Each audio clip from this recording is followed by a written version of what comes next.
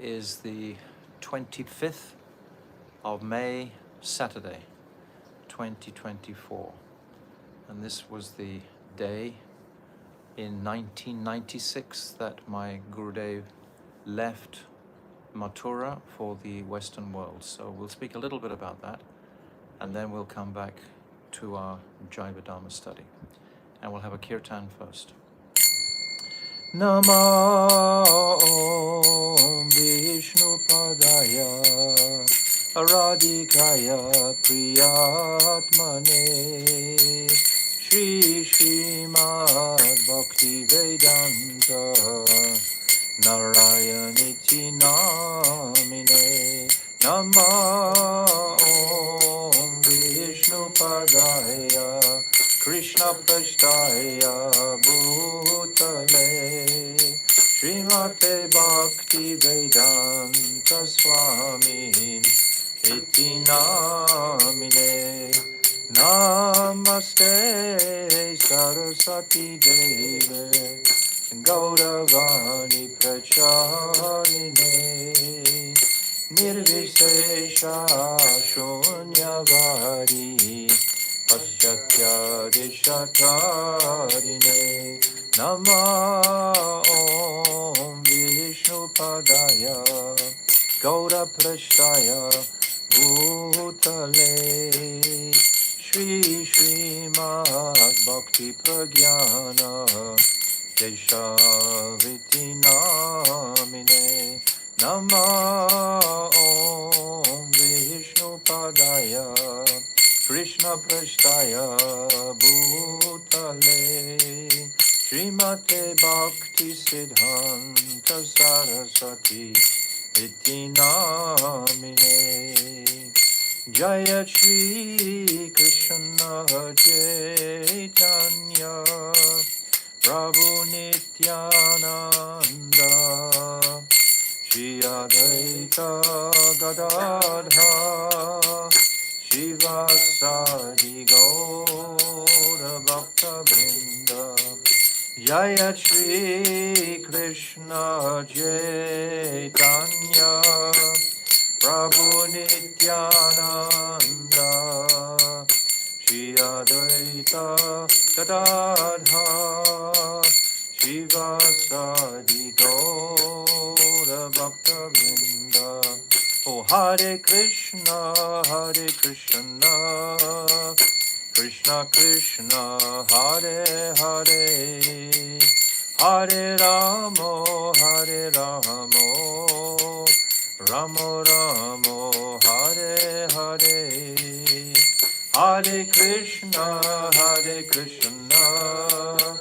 Krishna Krishna, Hare Hare, Hare Ramo, Ramo Ramo, Hare Hare. Oh, Hare Krishna, Krishna Krishna, Hare Hare, Hare Ramo, Ramo Ramo, Hare Hare. Hare Krishna, Krishna Krishna, Hare Hare, Hare Ramo, Ramo Ramo, Hare Hare. Oh, Hare Krishna, Krishna Krishna, Hare Hare, Hare Ramo, Ramo Ramo, Hare Hare. Hare Krishna,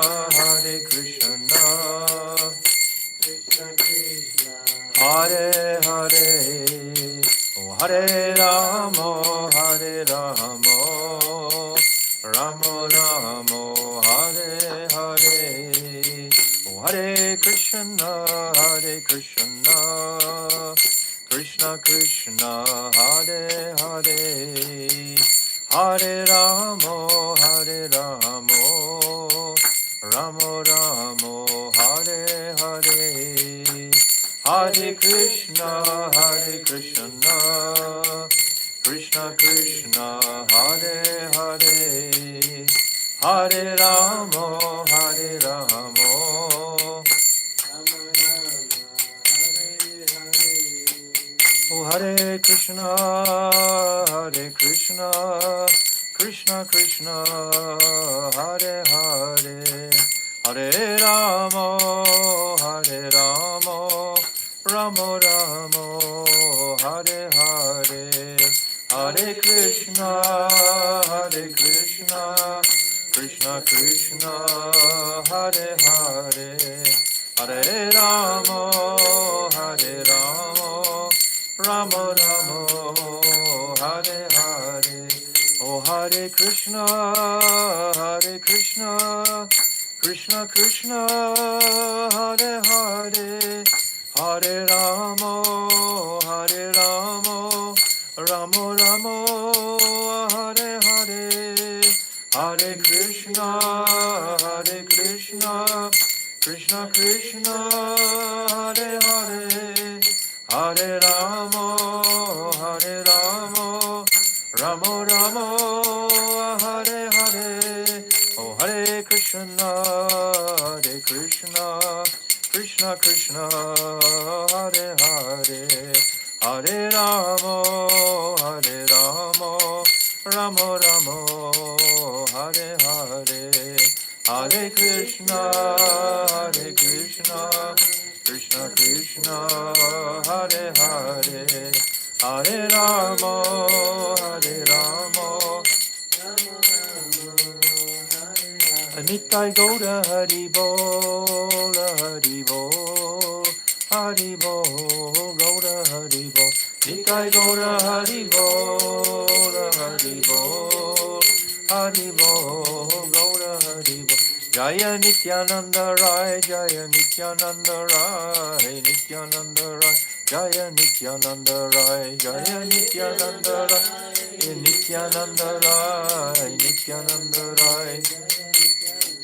Oh Jaya Sachi Nandan Jaya Gaura Hari, Sachi Nandan Jaya Gaura Hari, Sachi Nandan Jaya Gaura Hari, Sachi Nandan Jaya Gaura Hari. Oh Jaya Radha Madana Mohan Radha, Madana Mohan Radhe, Radha Madana Mohan Radha, Madana Mohan Radhe. Jaya Radhe, Jaya Radhe, Jaya Radhe, Jaya Shri Radhe, Jaya Radhe, Jaya Radhe, Jaya Radhe, Jaya Shri Radhe. Oh Radhe, Radhe, Radhe, Radhe, Radhe, Radhe, Radhe, Radhe. Jai Shri Shri Guru Garanga Ganhavaga Giridhare Aradha Madan Mohan Ju Ki Jai Brishabhanu Nandini Vajeshwari Radharani Ki Jai Nityananda Rai Ki Jai Sachinandana Gaudahari Ki Jai Srila Bhakti Vinod Thakur Ki Jai Surabhi Kunj Ki Jai Jai Nitya Lila Pravishta Om Asto Tarazara Shishimad Srila Bhakti Vedanta Narayan Goswami Maharaj Ki Jai Jai Nitya Lila Pravishta Om Asto Tarazara Shishimad Srila Bhaktivedanta Swami Srila Prabhupada Ki Jai Jai Nitya Lila Pravishta Om Asto Tarazara Shishimad Srila Bhakti Pragyan Keshav Goswami Maharaj Ki Jai Jai Jagat Guru Nitya Lila Pravishta Om Asto Tarazara Shishimad Srila Bhakti Siddhanta Saraswati Goswami Prabhupada Ki Jai Jai Paramahamsa Mahabhagavat Srila Gaura Kishore Das Babaji Maharaj Ki Jai Jai Saptam Goswami Srila Satchidananda Bhakti Vinod Thakur Ki Jai Jai Vaishnav Sarvabhauma Jagannath Das Babaji Maharaj Ki Jai Jai Srila Baladevi Dibhushan Gaudiya Vedanta Acharya Ki Jai Jai Rasik Sirumani Srila Vishnath Chakravarti Thakur Ki Jai Jai Narottam Srinivas Shyamananda Prabhu Treya Ki Jai Jai Srila Krishna's Kaviraj Goswami Ki Jai Jai Shri Rup Sanatan Shivata Raghunath Shri Jiva Gopal Baladasa Raghunath Sat Goswami Prabhu's Ki Jai Jai Swarab Damodar Rai Ramananda Gauda Parasadi Ki Jai Namacharya Srila Haridas Thakur Ki Jai Prem Siga Holsi Krishna Chaitanya Prabhu Nityananda Shri Advaita Gadadhar Shivasadi Shri Gaura Bhakta Vrinda Ki Jai Shri Shri Radha Krishna Gopinath Gopi Shri Antadweep Mayapur Simantadweep Gaudamdweep Madhyadweep Koladweep Ritudweep Janadweep Modamdweep Rudradweep Atmaka Navadweep Dham Ki Jai Shri Shri Radha Krishna Gopa Gopi Go Govardhan Dwarasavad Martmika Shri Braja Mandal Ki Jai Shri Radha Kun Shamakun Ganga Jamuna Devi Bhakti Devi Tulsi Devi Ki Jai Shrimati Brinda Devi Maharani Ki Jai Shrimati Yogamaya Punamasi Devi Maharani Ki Jai Shri Gopeshwar Mahadev Ki Jai Jagannath Baladev Subhadra Sudarshan Chakra Ki Jai Ketra Mandal Ki Jai Sarva Vigna Vanasakari Shina Shingadev Bhagavan Ki Jai Bhakta Prava Shri Prahlad Maharaj Ki Jai Chari Dham Ki Jai Chari Sampradaya Ki Jai Chari Achari Ki Jai Akara Mataraj Shri Chaitanya Mat Ki Jai Shri Keshav Ji Gaudiya Mat Ki Jai Grantaraj Srimad Bhagavatam Ki Jai Harinam Sankirtan Ki Jai Anantakota Vaishnava Vrinda Ki Jai Samagata Bhakta Vrinda Ki Jai Gaur Premanande Hari Hari Bol Amagina Timirandasya Gyananjala Shalakaya Chakshu Unmilitam Jena Tasmai Shri Guruve Namaha Gurave Gaurachandraya Radhikaya Tadalaye Krishnaya Krishna Bhaktaya Tarabhaktaya Namo Namaha Shri Chaitanya Manobishtam Shtapitam Yena Bhutale Swayam Rupa Kadamayam Dadati Swapadantikam Anapita Chirim Chirat Karunavartano Kalo Samarapaitam Unnata Ujvala Rasam Swabhakti Shriyam Hari Purata Sundara Tutikatam Vasatipita Sadahridare Kandare Spadatu Vasachinandanaha Yam Prabhajantam Anapetyam Apetikrityam Dvaipaino Viraha Kataru Ajahava Putre Titam Mayatayo Tarabo Binidustam Sarvabhutam Hridim Munimanatoshmi Bhaktiya Vihina Aparara Lakshay Shiptascha Karmadita Rangamadye Kripa Mayitvam Sharanam Prapana Prinde Namaste Charanarvindam Bhajami Radham Aravinda Netram Smarami Radham Madhurashmitasyam Vadami Radham Karuna Paratram Tato Mamanastikatena Kapi Tavai Vasmi Najivami Tvaivina Iti Vignaya Radhe Tvam Nayamam Charanantikam. I'm first of all offering millions and millions of Dandavat pranams unto the lotus feet of my most beloved Gurudev, Nitya Lila Pravishna Om, Asto Tadasadashi Shimad Shila Bhaktivedanta Narayan Goswami Maharaj. And I'm offering the same again millions of times unto the lotus feet of our most beloved Nitya Lila Pravishna Om, Asto Tadasadashi Shimad Shila Bhaktivedanta Swami Shila Prabhupada.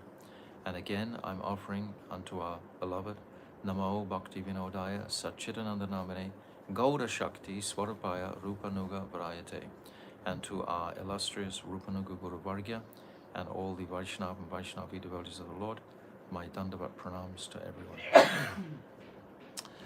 Vancha Kalpa Turubhyascha Kripa Sindhavyacha Patitanam Pavanebhyo Vaishnave Namo Namaha.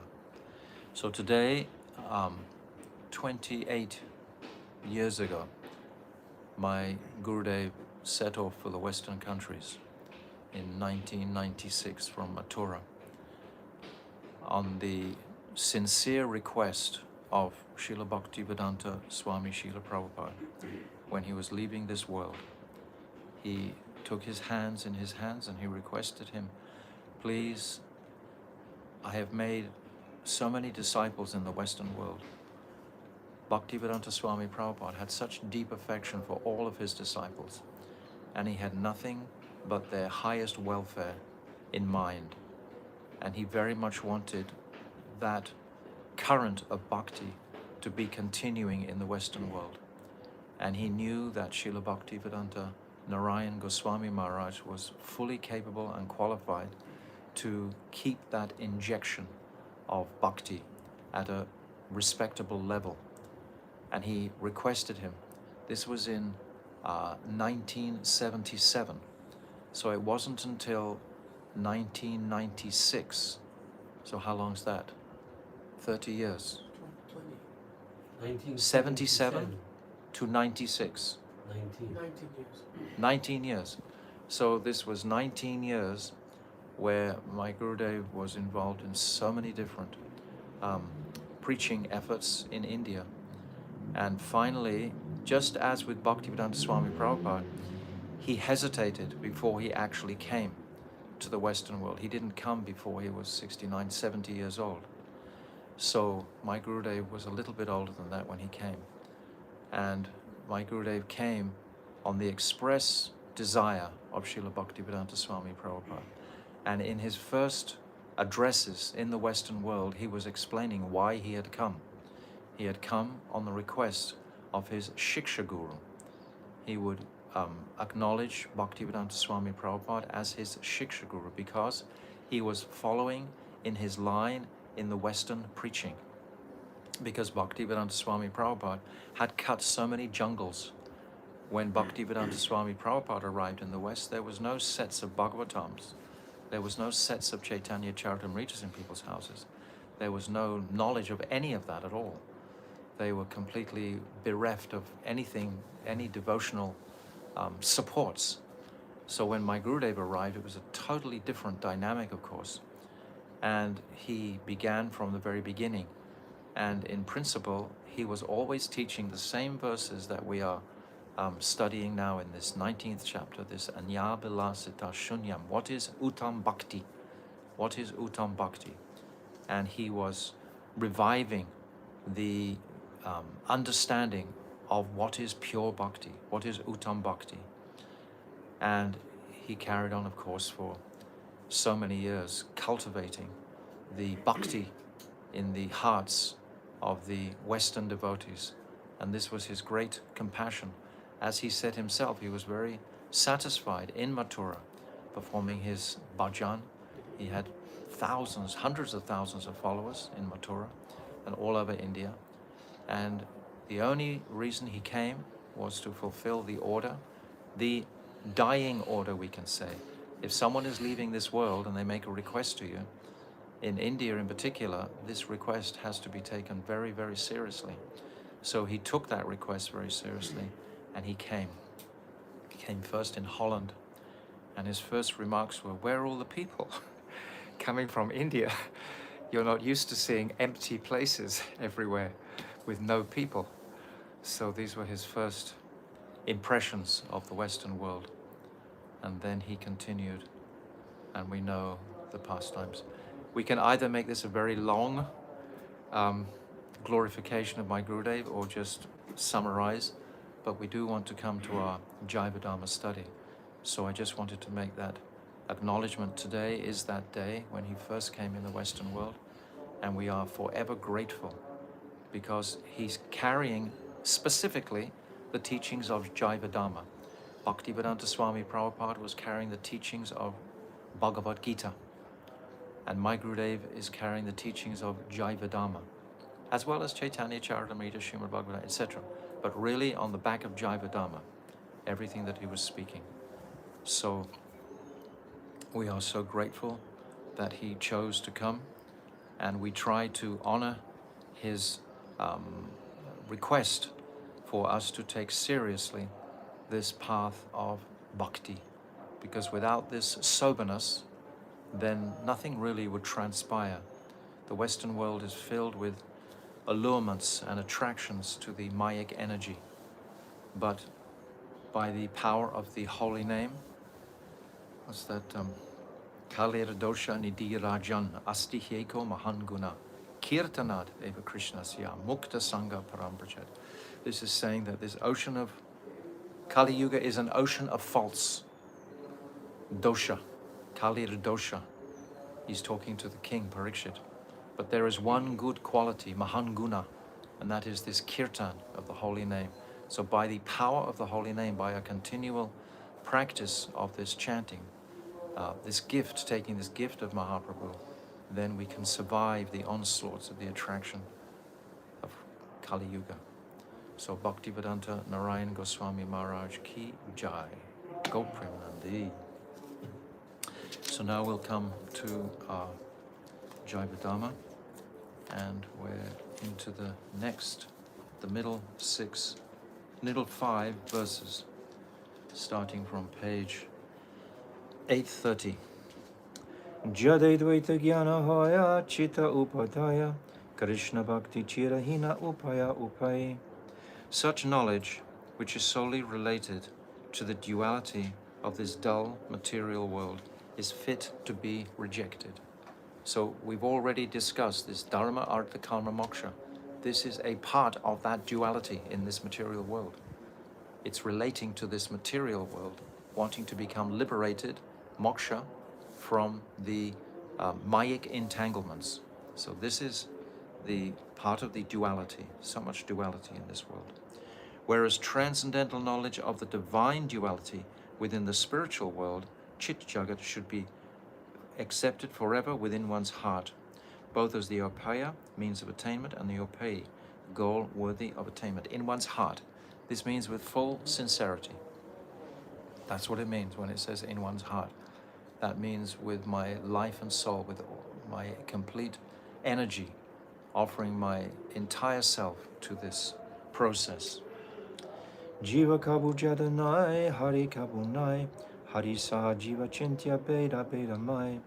The jiva is not a product of dull matter, nor is he Keval Advaita, absolutely one in all ways with Sri Hari.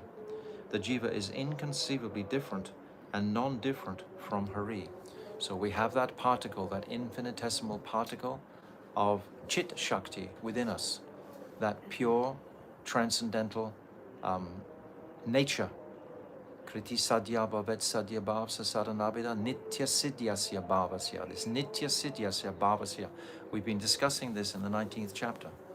And yesterday we were discussing this, what's that? Nitya Siddha Krishna Prem Sadhya Kabunai. That sadhan is a concomitant aspect within the jiva. It's not something that can be attained from outside. It's already there. And in the other verse I just said, that prakatam, it's in potential within the heart of the jiva. It simply needs the water of Vaishnava association, Guru, Sadhu, and Vaishnava. And then that original seed of purity, of Chit Shakti, will crack. And then the sprout of Bhakti, the Bhakti Lata Bij, will begin its process back to our original spiritual nature. We have not come from the spiritual world, but our original spiritual nature is there within us. So we have that within us to aspire for. And what higher noble objective could we have in this life than to attain this? Even just to remain on this path is tremendously auspicious for the jiva. Just to remain diligent to his practice throughout this life. There will become many challenges on the path, and the mind will oscillate and at times want to just jump back into that mayic, illusory world because it seems too much of a confrontation to give up my false ego. My false ego is what I'm made of in this material world. The false ego, my reputation, my family, my country, everything pertaining to the material body. It's saying just here, we're not a product of dull matter. As long as we relate with this material body, we're considering ourselves to be a product of dull matter. We are not. We are spirit, soul. That is our identity. But the hypnosis that has gone on for so many billions of lifetimes has convinced us that we are this body. All of our material intelligence can understand this, but the realization of it comes from diligent practice, daily, week, month, year in, year out. This daily practice to realize these truths. Deha Kabu Jivanai, Dara Bhogyanai, Dasya Yoga Jiva Krishna Prabhu Bhaktahai. The material body should never be considered to be the jiva. So again, we've said so many times, Bhaktivinoda Thakur is repeating himself. By his mercy. And this earth is not for the jiva to exploit and enjoy. And Srila Bhaktisiddhanta Saraswati said, we are foreigners in a foreign land. Don't try to make your home here. Don't waste time making material calculations how you can be happy in this world. Oh, I'll be happy in this place. I'll be happy in that place. I'll be happy when this happens or that happens. Don't waste time on those things. Whatever is going to happen will be due to our fixed karmic reaction, at the same time of the mercy of the Vaishnavas. And we should just be accepting those situations which are conducive for our progress. We were saying yesterday in the class, Smartavya Shatadam Vishnu, Vishmartavya Nakatu Chit. Always remember Krishna and never forget Krishna. These are the two principal injunctions. Just that. It's not like rocket science, really, that we have to, remember so many detailed aspects. We just have to wake up to the reality of our existence, that I am infinitesimal and Krishna is vibhuchit, complete, and I am his eternal servant. And it's the most wonderful, ecstatic realization the consciousness can ever have, is to realize he's an absolute servant of that Supreme Lord in his Vrindavan pastime, with all the Braj associates, etc., particularly with Srimati Radhika. The Jiva's Swarup is Krishna Das, and thus he is meant for Krishna's enjoyment, whereas Sri Krishna's Swarup is Prabhu, Master, and Bhakta, enjoyer. That's all. That's the only difference. I am Anuchit, Krishna is Vibhuchit, complete. Jaiva dharma nahiyache deha dharma kata nahiyache jiva gyan mayavada prata. This book entitled Jaiva Dharma neither discusses matters related to the dead material body, nor does it propound the Mayavad doctrine of the Jiva's oneness with Brahm. Practically all these 4 verses are saying exactly the same thing. So we're seeing it from different angles. It's almost like these Shastric injunctions are trying to trick the Jiva. He's saying like this, and then he's saying like the same thing again and again and again and again, trying to coax, trying to pull, trying to create a resolute consciousness within the Jiva, where he's fixed. Yes, I have no more doubts.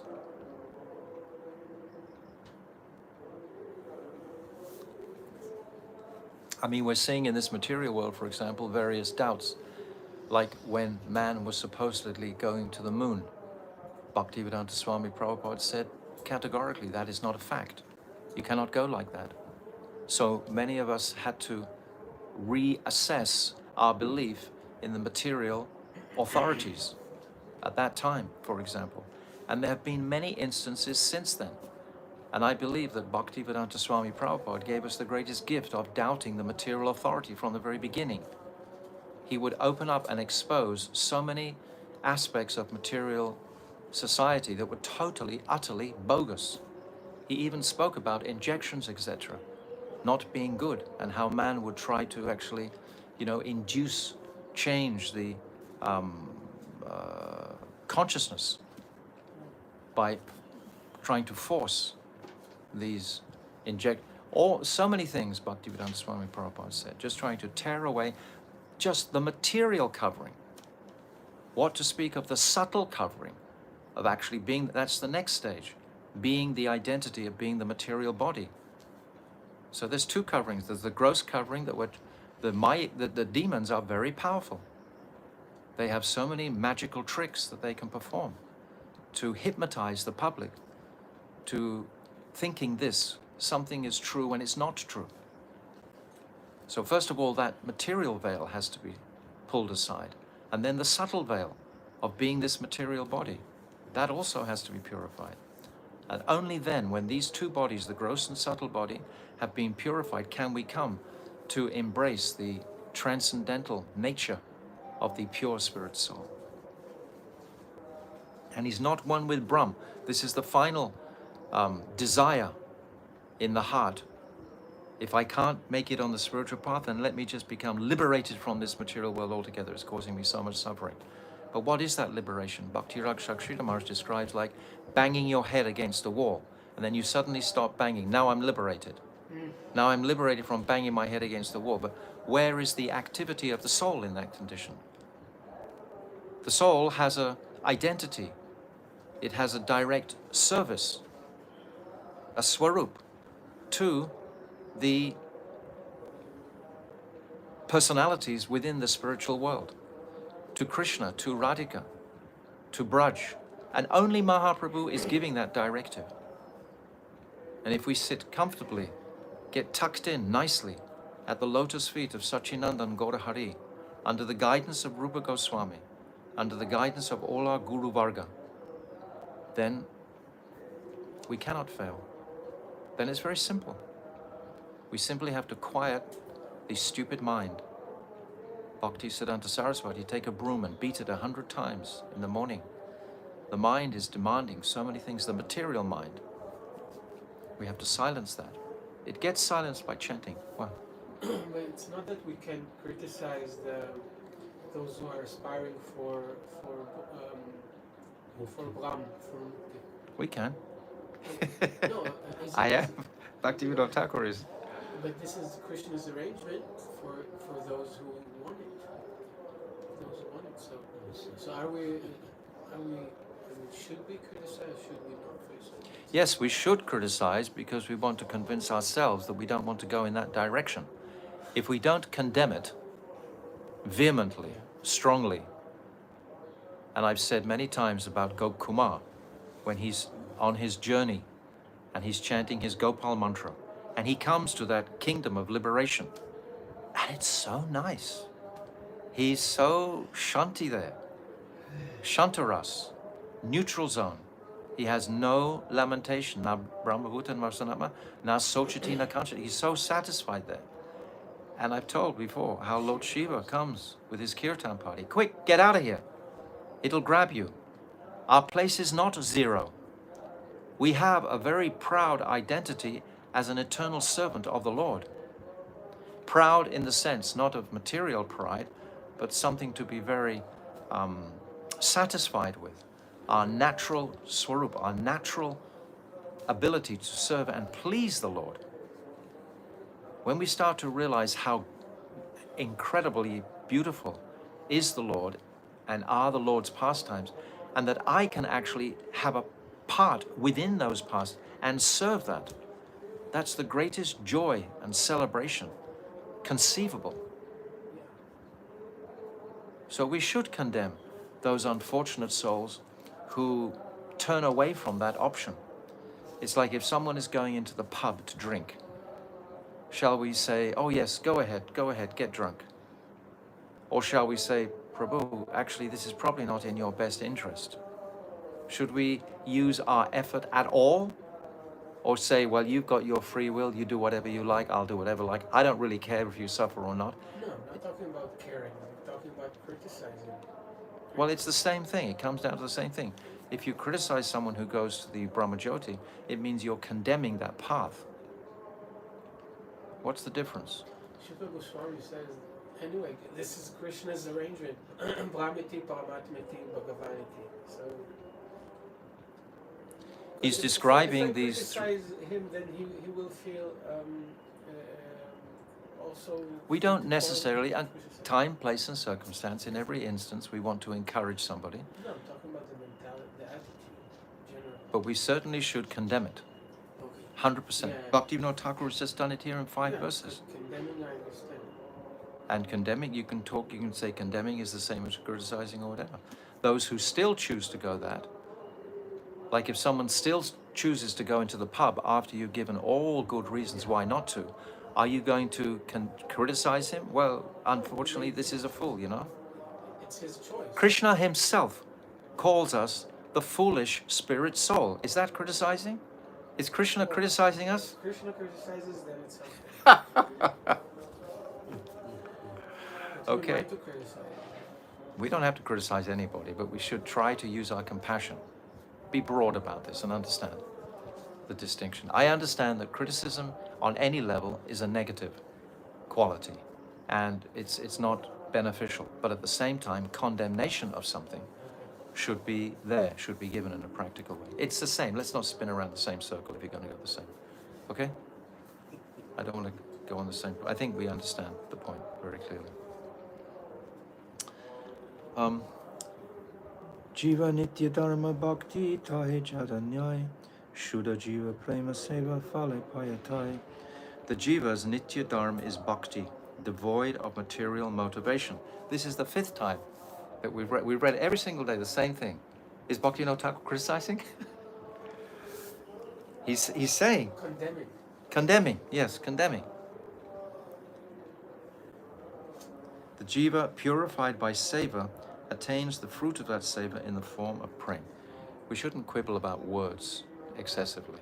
We should understand the holistic mood and the nature of the injunction, of the direction, and try to absorb that and apply it practically to the best of our ability in every single individual circumstance. You know, in some circumstances, you never want to dismantle someone's faith. Bhaktivinoda Thakur says this very loudly. If you meet some Christian, you say, great, and you can start talking about Jesus to them and how much, you know, Jesus Christ means to you, whatever, to encourage them. If you take away that Christianity, perhaps he's got no faith left in anything. So if you take away that desire for moksha in someone, you have to be sure that you're going to be able to replace it easily in that particular individual with the correct direction. But every case will differ. It's not all the same. This is a holistic process completely from beginning to end. Every single individual in existence is different and has a different rasa with the Lord. Every individual. So each individual should be approached according to their adhikar and according to time, place, and circumstance. But criticism, generally, of course, should be avoided. Wholeheartedly agree. Okay, we actually come to page 443, right at the bottom. Yesterday we were discussing about Jaiva Dharma. Vaishnava Dharma. No, Varnashram Dharma, sorry. My words, language getting different. To some degree. And we unpacked the idea, the understanding that Varnashram is very supportive of bhakti, but is not the principle. Within the Varnashram system, unless bhakti is being practiced, then the Varnashram system itself doesn't have much value. The Varnashram system can support the practice of bhakti. And if that's not taken advantage of, and you're just applying yourself to your ashram and varna within that system, then it's completely material. This was the reason why Mahaprabhu rejected it. He said, this is material. This is applying to the material. If you're thinking, I am a brahmana, and the example is given by that quote, that verse, one might become very proud of that. He says, a person living amongst these varnas becomes intoxicated by his high social position. You can become very proud in this varnashram society of your various qualifications within the society. They'll put qualifications on you. So anything to do in that direction is going to be detrimental for your bhakti. But if your bhakti is supported by this, then we can make good progress. Because Varnashram is the most wonderful principle. Bhaktivedanta Swami Prabhupada wanted to introduce it in the whole world to make a foundation, a platform. So there are two aspects to it. We should be very clear on this. This is what we discussed yesterday. So then at the end of that discussion, they asked, Prabhu, now please be merciful and make our lives successful by telling us about the angas of Shuddha Bhakti. This is the bottom of page 443. Tell us about the angas of Shuddha Bhakti. Babaji. Brajanath, you have heard Das Mula as far as the 8th shloka.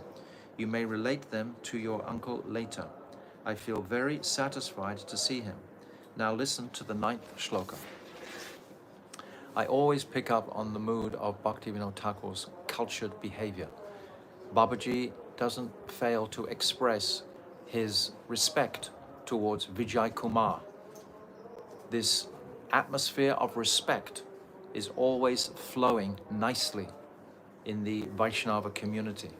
When respect is prominent, and we've said many times, respect is very close to love.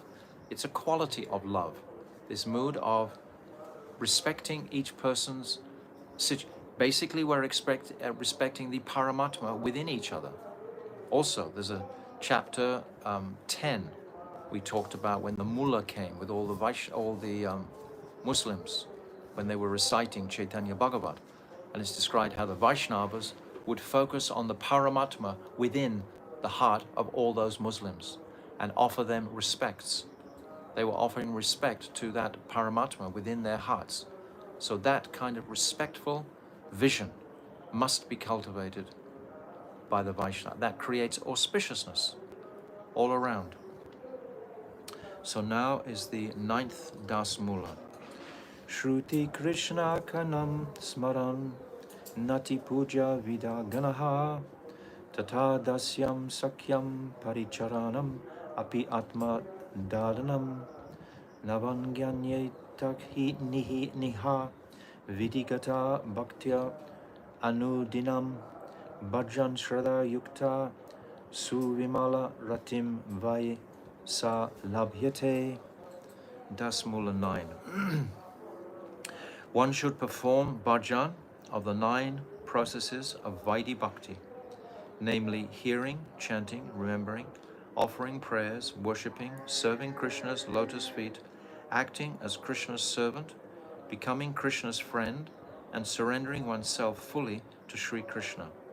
One who with faith daily practices bhajan in this way certainly achieves pure Krishna Rati.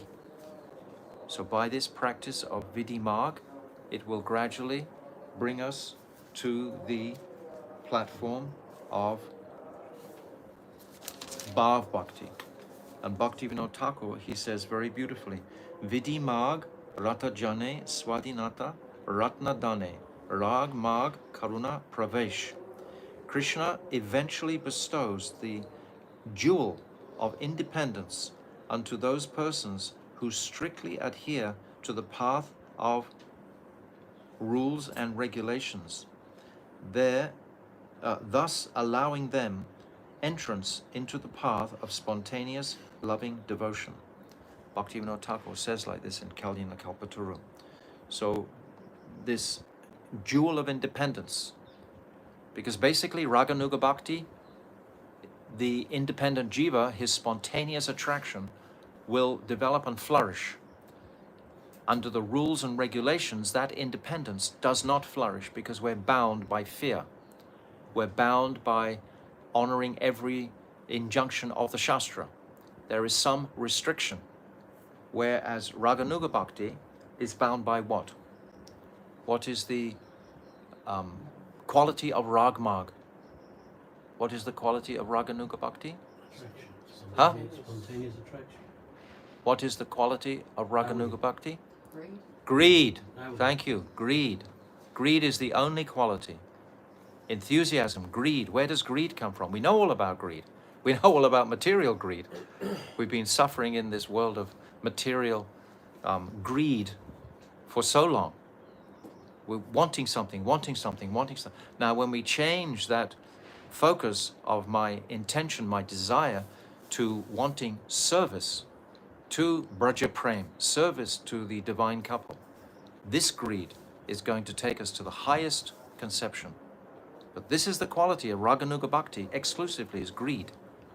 It eclipses everything else. And it comes from the association with the sun. Yes, that pure devotee, that Mahabhagavat, he has that transcendental lobha, that transcendental greed. Krishna Bhakti Rasabhavitamati Kriyatam Yati Talabite Tatra Lolyam Apimulyam Ekalam Janma Koti Shukriti Alatavite. It's saying, this place in the Rai Ramananda Samvad dialogue, after going through Varnashram, so many Nishkam Yoga, Shunyavad Yoga, etc., so many different stages, Ramananda Rai quotes this verse, and Mahaprabhu says, yes, this I can accept, this lolyam.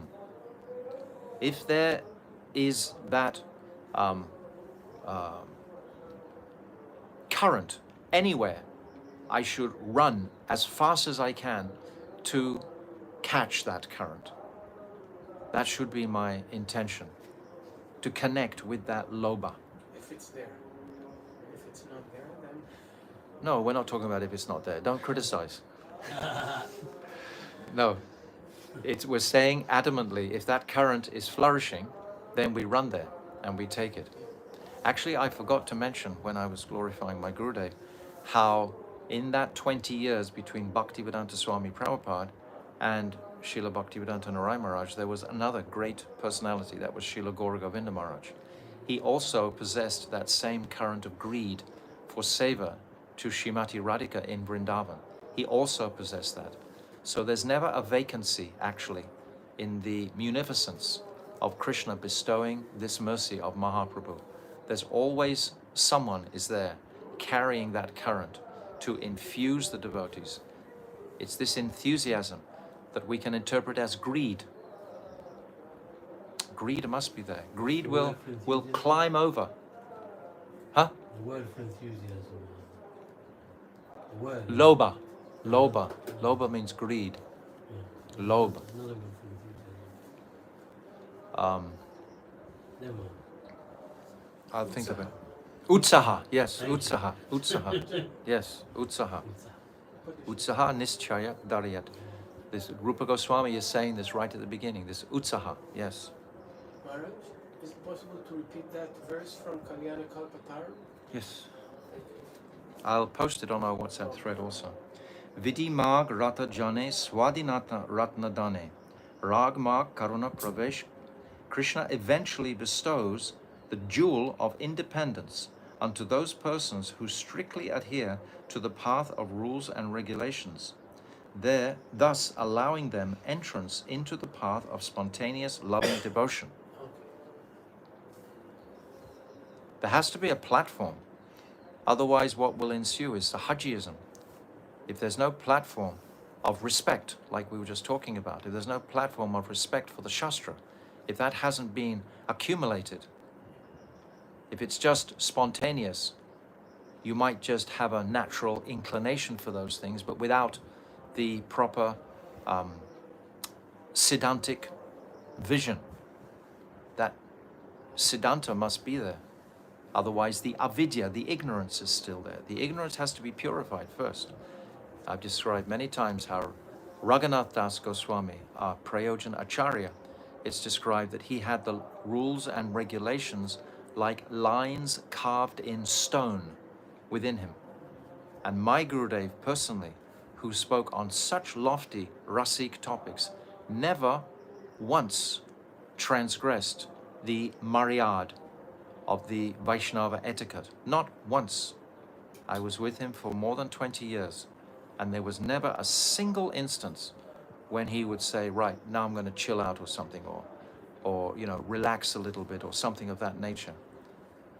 Never and was there any transgression at any time in his behavior? Not ever. So the Mahabhagavat, he can't go that route. It just has zero taste. So now I'll continue on page 444. Shravanam, Kirtanam, Smaranam, Vandanam, Padasevanam, Archanam, Dasyam, Sakyam, and Atmanivedanam. Those who daily practice these 9 limbs of Vaidhi Bhakti with faith attain pure love for Sri Krishna. That's just like the verse that I've just said, quoted from this Vidimag Ratajani. Hearing, Shravana, takes place when the descriptions of Krishna's transcendental holy name, form, qualities, and pastimes come in contact with the ears. There are 2 stages of Shravanam. Now we have to listen. The first stage is hearing descriptions of Krishna's qualities in the association of Shuddha Bhaktas before developing Shraddha. So this is prior, before developing Shraddha. This is in the pre-stage. This is what will bring us to the stage of Shraddha by hearing Krishna's pastimes. This type of Shravan creates faith so that one develops a keen desire to hear Sri Krishna Nam and his qualities.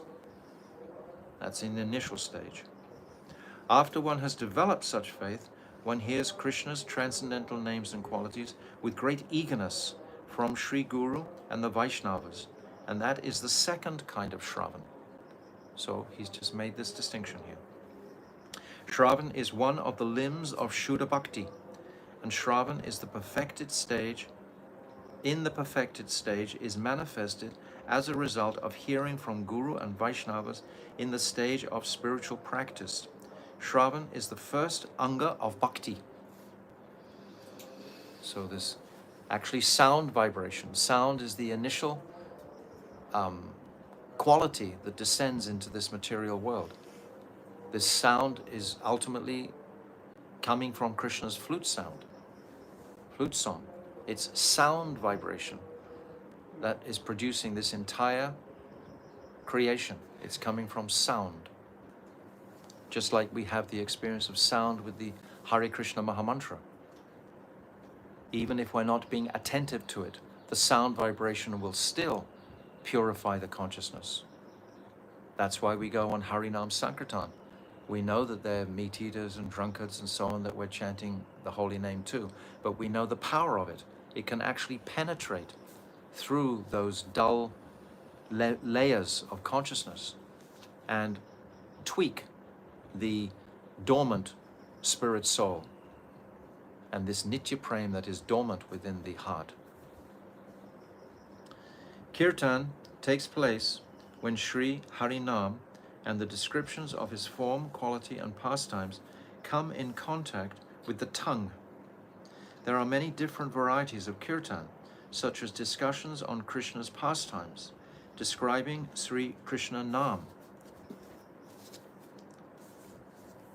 reading from Shastra to others, attracting others to Krishna by singing about him, uttering entreaties to invoke his mercy, proclaiming his glories to others, chanting bhajans in praise of the deity, offering prayers, and so on.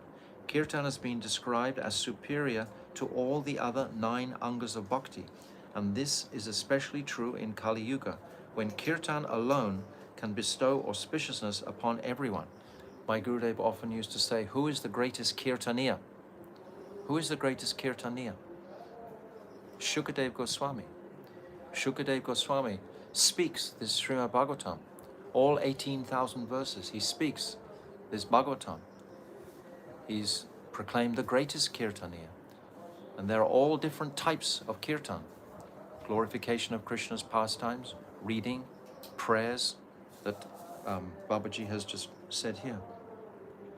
This is stated in all Shastras. Dayanam krite yajan yagnas treta yam dvarpaya rachayan. Yad apnoti tad apnoti kalo sankirtya keshavam. This is from the Padma Purana. This is like the verse that I just said earlier on today. Kalera dosha nidhi rajan asti hieko mahan gunai. That in this age of Kali, the greatest mercy, the greatest quality is this sound vibration of the holy name. This is from the Bhagavatam also. Whatever is achieved in Satya Yuga by meditation, in Treta Yuga by the performance of yagya, and in Dwarpa Yuga by worshipping Krishna's lotus feet, is also attained in the age of Kali simply by chanting the glorification of Sri Keshava. So we've presented a beautiful document on WhatsApp previously, and we can send it around again, of the practices in the previous ages, Satya Yuga, Treta Yuga, Dwarpa Yuga, and how the result of those practices, even though the ages appear materially to be so superior to Kali Yuga, the actual result of that tapasya or that austerity or that worship of the Lord is so inferior. Because in those previous ages, Braja Prem is not being bestowed, because Mahaprabhu had not appeared to bestow it. We have to appreciate more daily the enormity of Mahaprabhu's gift of distributing this Braja Prem, Braja Ras. It's monumental what he came to give in the sound of the Hare Krishna mantra. Did I read all the translation? Finished it? No other method. Huh? No other method. No other method purifies the heart as effectively as Hari Kirtan. When many devotees perform kirtan together, it is called Sankirtan. San means with. It's a prefix meaning with. Kirtan means with lots of people. Remembering Krishna's name, fame, qualities and pastimes is called smaranam, of which there are 5 kinds. Smaranam means to contemplate some object that has previously been heard of or experienced. Dharna means to fix the mind on a particular subject, withdrawing it from other objects. Dhyanam means to meditate on a specific form. When dhyanam is unbroken like a continuous flow of a stream of precious oil, it is called Dhruvanushmriti. And samadhi is the state in which one is oblivious to outside reality and only aware of the objects of meditation in one's heart. So it's a stage-by-stage progression. It's wonderful for us to hear these step-by-step. So many of our goals, aspirations is giving in systematic steps. Makes it simple for us, just like in a classroom, in a schoolroom, you can go class 1, class 2, class 3, class 4, like that. So that experience is there. Shravanam, Kirtanam, and Smaranam are the 3 primary angas of bhakti, for all the other angas are included within them. And of these 3 angas, Kirtan is the best and most important, because Shravanam and Smaranam can be included within it. Shravanam is hearing, and Smaranam is remembering. So Kirtan invokes hearing and remembering. So within Kirtan, there is Shravanam and Smaranam. According to Srimad Bhagavatam 7.5.23, Shravanam, Kirtan, Vishnu, Smaranam, Padasevanam, Archanam, Vandanam, Dasyam, Sakyam, Atmanivedanam. Hearing and chanting about Sri Vishnu's transcendental name, form, qualities, and so on, remembering them, serving his lotus feet, worshipping him with 16 types of paraphernalia, offering prayers to him, becoming his servant, adopting a friendly mood towards him, and surrendering everything unto him, in other words, serving him with the body, mind, and words, these 9 are accepted as Shuddha Bhakti. Our topic is Shuddha Bhakti. What is Shuddha Bhakti? This is our topic. These are the pillars of Shuddha Bhakti. These are the angas of Shuddha Bhakti that we're going through. The 4th anga of Bhakti is performing service, Padaseva or Paricharya. Padasevya must also be performed together with Shravanam, Kirtanam, Smaranam. Bhaktivedanta Swami Prabhupada taught us that very strongly. Any function or anything that is happening, always the Hare Krishna mantra has to be chanted. Anything that's going on, always the Hare Krishna mantra must be there. Then it can be perfected. One should perform Padaseva with a humble attitude, understanding that one is unqualified for the service. Wonderful. One is unqualified for the service. Never think we're qualified. What qualification? Maybe a few years experience or something like that. What qualification is that? We have no qualification. We're always thinking that I am bereft of everything, just like the acharyas in all their bhajans, etc., their beautiful Vaishnava songs are proclaiming themselves to be bereft of any good qualities. Srila Krishnadas Kaviraj himself in the Chaitanya Charitamrita says, I am like a worm in stool. If someone hears my name, then he is invoking inauspiciousness. He really means it. For us, we think, oh yes, I'll say that, then people will think, oh, he's so humble. You know, but for these personalities, it's the truth. They really, really feel that because they have seen the height of the spiritual reality. So therefore, they can see the insignificance of this material reality. You understand? This is the distinction, like Bhaktivinoda Thakur's. Bhaktivinoda Thakur, he said very clearly that if a man comes to the shore of the material ocean, he feels very humbled by the potency and power of the ocean, just naturally. What to speak of that soul who comes to the shore of the transcendental ocean? How completely bereft does he feel of any quality, any standing? What do we have to bring to the table if suddenly Krishna is standing in front of us? There's nothing from this material world that's going to impress Krishna. We've spent our lives trying to impress each other with our apparent greatness of our false egos. But when we actually see the real spiritual master, how can one feel that I have something to bring of glory? That means we're not recognizing the spiritual master if we feel that. Always one should, Chaitanya Mahaprabhu himself said to those sannyasis in Prayag, he said, my spiritual master called me a fool. I always felt like a fool in front of my spiritual master. He just told me to chant Hare Krishna.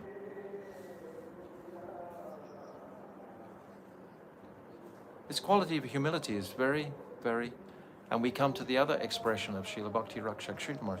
Why do we even have a false ego? To shield us from the horror of our total insignificance. That's why we have a false ego. Because I am actually utterly insignificant. But today we have a material disease called low self-esteem, and people get mixed up with that. They think this is something spiritual. Actually, it's a mental disorder. It's a material disease.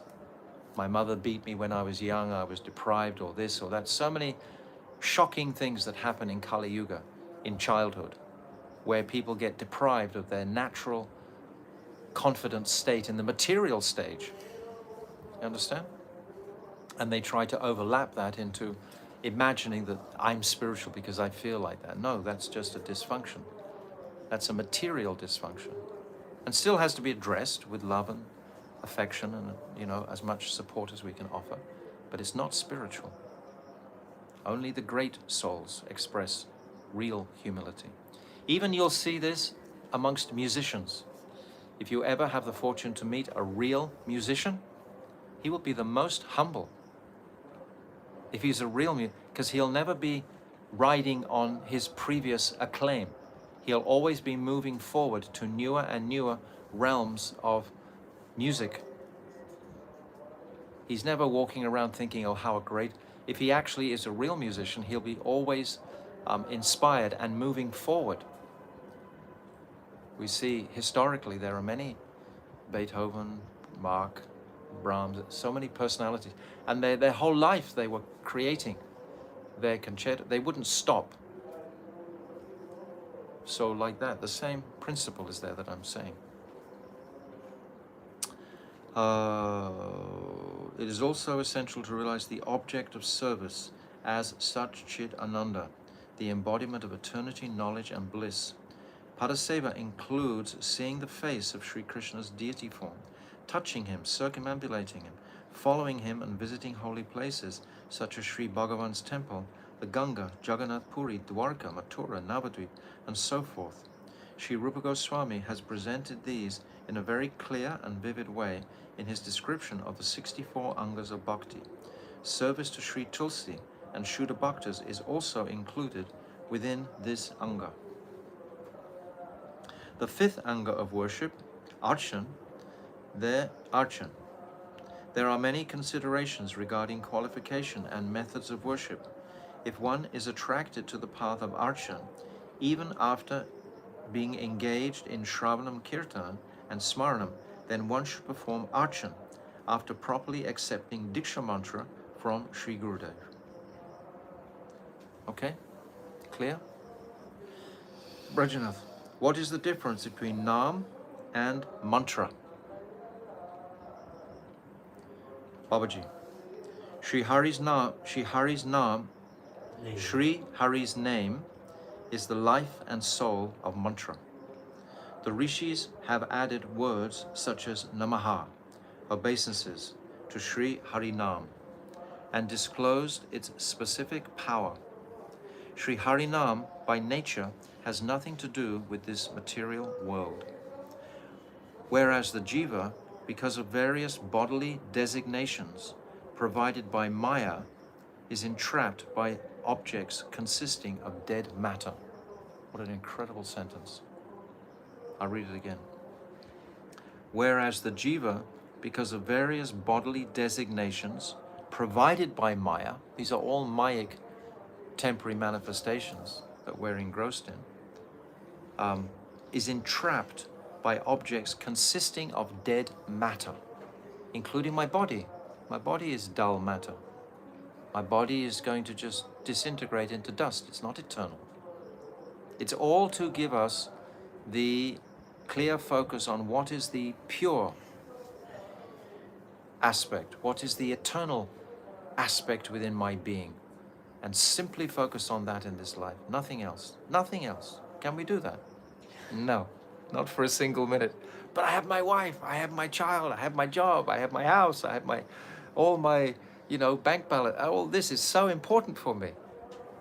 Basically, what this is all saying, Uttama Bhakti means to become absorbed in transcendence and less and less. Exclusively, yes. And it's a process.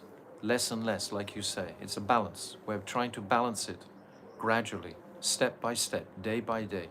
Pull the balance more in Krishna's favor, day by day, slowly. You can't take a quantum leap here. You'll just upset everyone around you. You'll upset yourself. That won't work. It can't be fanatical. It is fanatical in one sense that that's the direction you're going. But at the same time, the changes within our life should be gradual. Then they'll be able to be sustained. If we suddenly make some huge jump, you can only go one step at a time. And on each step, you should be looking at the next step and carefully place one foot on that step. And then you have to release the next step, let it go, and then you put that foot on the next step like that. It's a process. It is a process. We've run over our time. I'll just go a little bit more. See how we go. Consequently, in order to detach the jiva's mind from sense objects, different principles of archan have been established on the path of regulated devotional service. Yes, in order to detach our mind from sense objects. This is the objective. Maryad Marg. It is essential for materialistic people to accept diksha. When one chants the Krishna mantra, Siddha, Sadhya, Susiddha, Adi are not considered. So this is described afterwards. We'll come back to it. Initiation into the exclusive chanting of the Krishna mantra is extremely beneficial for the jiva. For of all the different mantras in the world, the Krishna mantra is the most powerful. Why are we talking about Krishna mantra now? Because we're talking about Shravanam. We're talking about Smaranam. These mantras invoke hearing and remembering. A bona fide disciple receives strength from Krishna immediately when a bona fide spiritual master initiates him into this mantra. After initiation, Gurudev educates the inquiring disciple concerning the performance of archan. Briefly, archan marg includes the observance of Sri Krishna's appearance day, fasting in Kartik month, observing Ekadasi, taking bath in the month of Magh, and other such activities. One should also understand that one must certainly worship Krishna's bhaktas as well as Krishna himself on the path of archan. Understand the distinction, though, between archan and bhajan. There's a distinction, a large distinction. Archan is external and bhajan is internal. Your archan is performed with the gross material body. Your worship, your puja, etc., your vibrating the mantras, etc. This is all archan. But bhajan is that internal reflection on the form and qualities of Krishna. The two are related totally, because we perform our archan to purify the gross material body. When the gross material body gradually becomes purified, then gradually bhajan becomes introduced more and more into our consciousnesses. We're able to reflect, introspect internally more and more on the path of bhajan. Seva sadak rupena, siddha rupena, tatrahi. These two paths, seva, sadak rupena, siddha, the seva and the siddha, the distinction between the two. One is archan and one is bhajan. So we'll discuss this more next Monday. Can one be doing Archan and Bhajan at the same time? Not at the same time, but Archan can be leading to our development of Bhajan. She's asking, can Archan and Bhajan be done simultaneously? And I'm answering no. Archan is the performance with the body. I'm performing puja, etc. But my bhajan is the meditation after the archan has been. If you read the introduction to by Srila Bhaktisiddhanta Saraswati in the Bhajan Rahasya, I can send it to you, I'll show you afterwards. But in that introduction, Srila Bhaktisiddhanta Saraswati very clearly describes its distinction between archan and bhajan. Yes, we're performing our archan and perhaps we're remembering the pastimes of Radha and Krishna while we're performing those pastimes. But then when we stop our actual physical archan, then the bhajan can really begin without the external offering. Becomes more deeper. Yes, right. It's a progress. It's a process, a progress. Yes. Okay. Srila Bhaktivinoda Thakur ki jai, Jaiva Dharma ki jai, Anantagota Vaishnava Vrinda ki jai, Sadhan Bhakti ki jai, Shuddha Bhakti ki jai, 9 angles of Bhakti ki jai, Gold Premanandi, Srila Gurudev's Western Tour ki jai.